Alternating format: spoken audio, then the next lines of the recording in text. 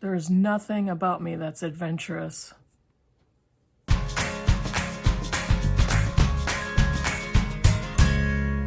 Hey BookTube, it's Kim at Middle of the Book March. Today is a tag.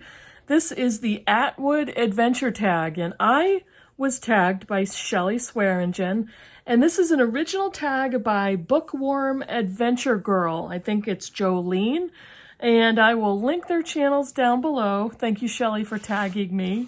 This is all about Margaret Atwood, and I happen to be a fan of hers. I have a little Margaret Atwood collection. The only reason I hold on to the Testaments is it's kind of a set with The Handmaid's Tale. I weirdly will do that. If I read a book that I hate, but it's part of a large author collection, I keep it. I don't know why. I could easily throw it away because I couldn't stand it. Go and watch my video from 2020. I'm still angry about that book or year. Whatever. Yeah, so this is the Atwood Adventure Tag, and let's go. The prompts are, number 1, before publishing her first collection of poetry in the early 60s, Margaret Atwood had several other jobs, including working at summer camps. What was your first job? I laugh because this was awful. I grew up in Massachusetts on the border of Mass and New Hampshire, and I basically grew up 2 miles away from the beach at the Atlantic Ocean, Salisbury Beach. And midway between my house, it was a straight shot to the beach. We could ride our bikes from the main road and just ride straight until we hit water. But midway down the road, there was a motel called Henry's Motel. And I don't even know how we found out about this. My friends and I, it was a group of us, were 14 years old. And I think we knew somebody else who worked there as a chambermaid, and they told us, you guys, they're hiring all kinds of people for this motel. Come down and fill out an application. And because we were only 14, we had to apply for work permits. I don't know why I was so excited about doing this, but all I knew was I was going to get my own money. We were cleaning motel rooms. This was not a fancy hotel. This was a motel. And it was so disgusting. I was way too young to see some of the things that I saw. That's all I'm going to say. It was awful. And at the end of the summer, there was a big barbecue, and all of the employees and some guests and everybody. And that was fun. And they did have an outdoor pool that we were allowed to use. But this was a very big motel with cabins, and they had a great big 6-bedroom house that families could rent. A 14-year-old girl going in to clean a 6-bedroom house with, one other companion. I don't even know how and why I wanted this job. It was awful. I'm going to keep going. There was one room so disgustingly dirty and moldy that we walked in, and along the baseboard where the floor, the 4-million-year-old carpet met the wall, there were mushrooms growing in the seam of the floor. I've never seen anything so disgusting. Okay, let's move on. Number 2, while growing up, Margaret Atwood's family spent several months each year living in the bush in northern Ontario. What is a survival skill that you have that would help you survive living off the grid? I have no skills. I would die. My only skill living off the grid is my intense desire to be alone.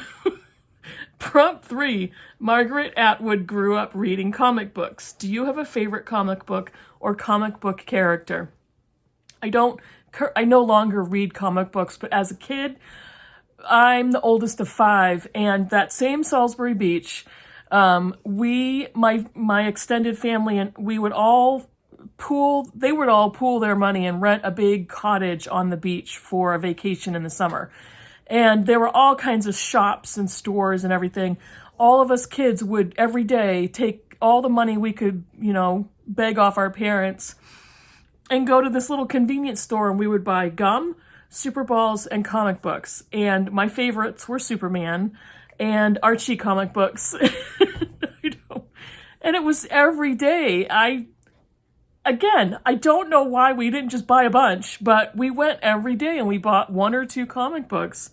And if our parents gave us $2 each, that was like a jackpot. We could buy a whole bunch of stuff with that. Not anymore.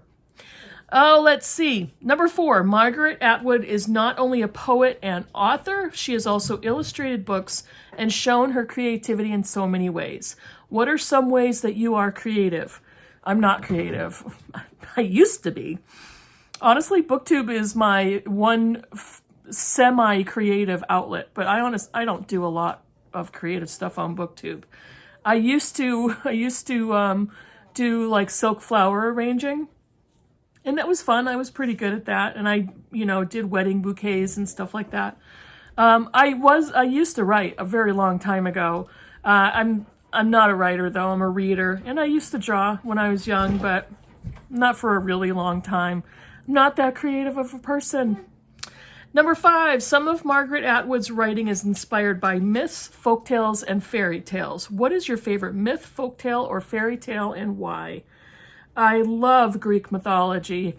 I always get Greek and Roman mythology mixed up, but I primarily love Greek mythology.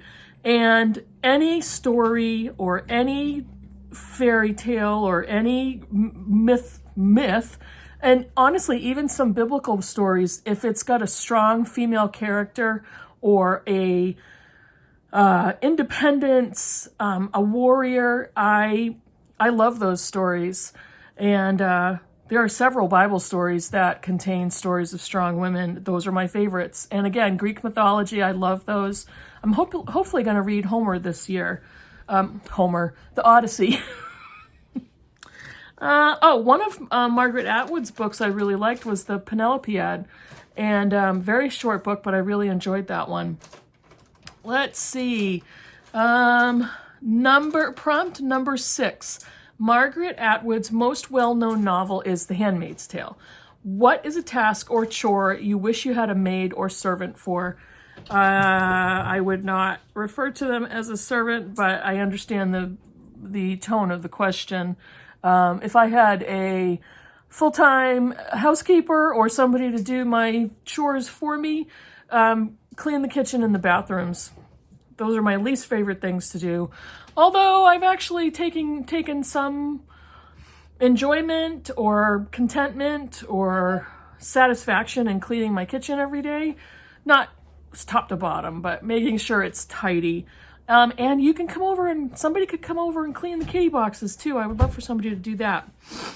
Number 7, the themes Margaret Atwood writes about have stayed consistent in all of her writing for over 6 decades. She writes about the role of men and women in society, relationships, religion, marriage, and identity, to name a few.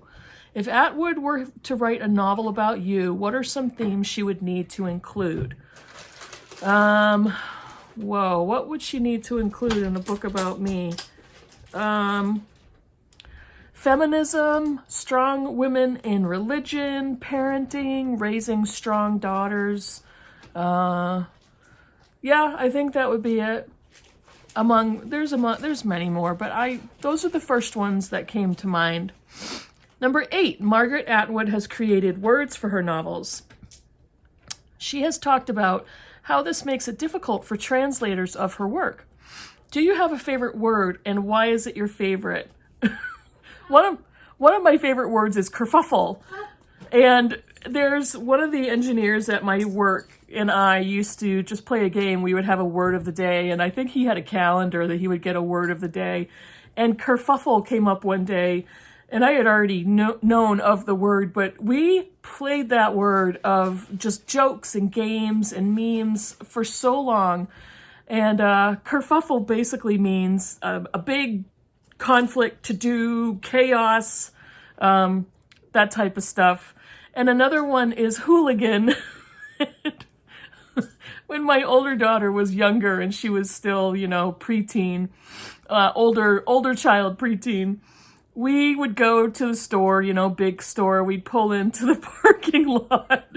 And if there were any groups of teenagers outside of the store, she would absolutely demand that we go in the other door. And she would say to me, "Mom, there's a group of hooligans over there." And she wasn't kidding. That was her tone. So I thought that, I always used to laugh at that word.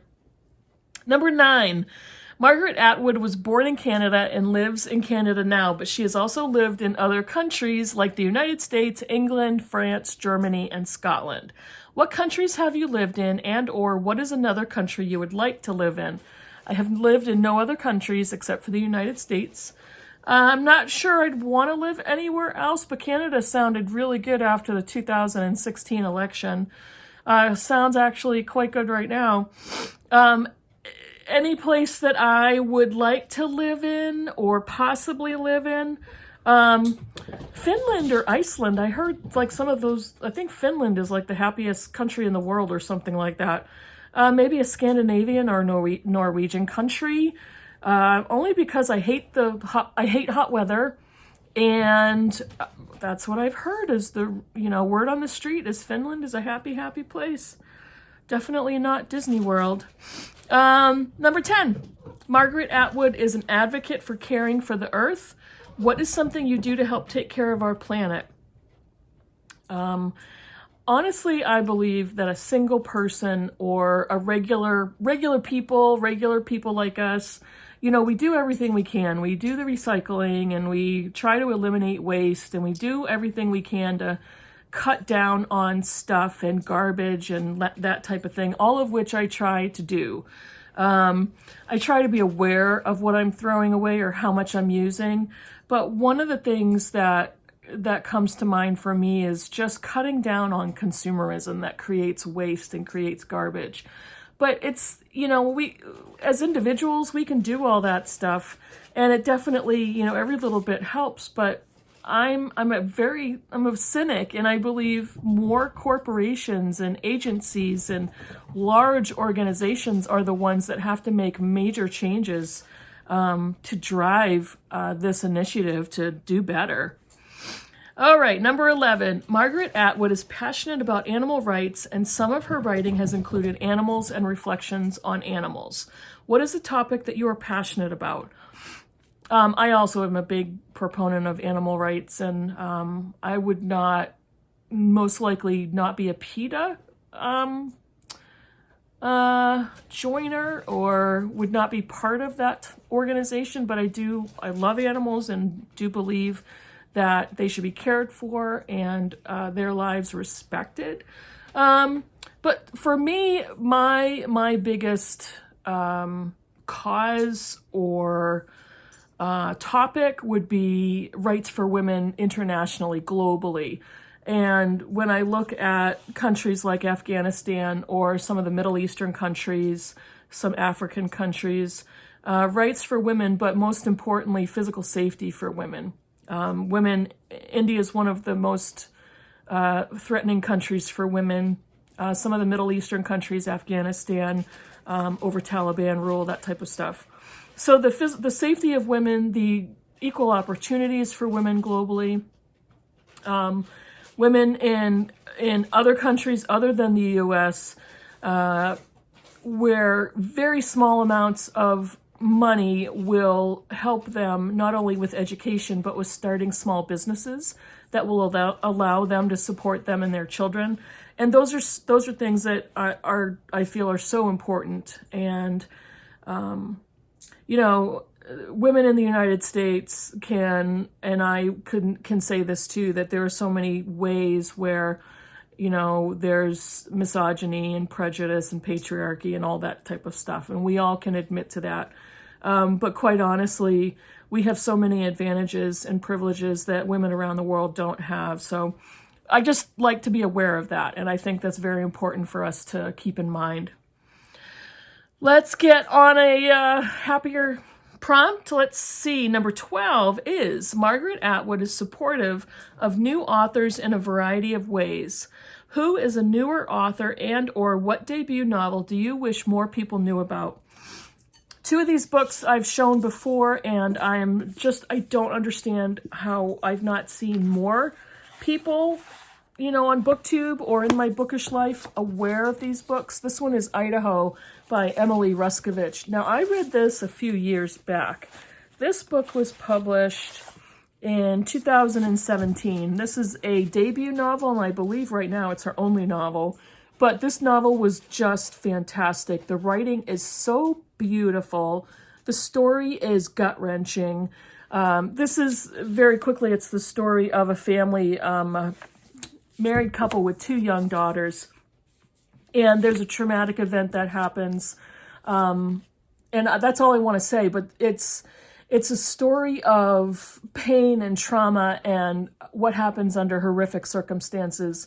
What happened to that marriage? The husband out of that initial marriage had moved on to a second marriage, and he has some pretty catastrophic health issues. But what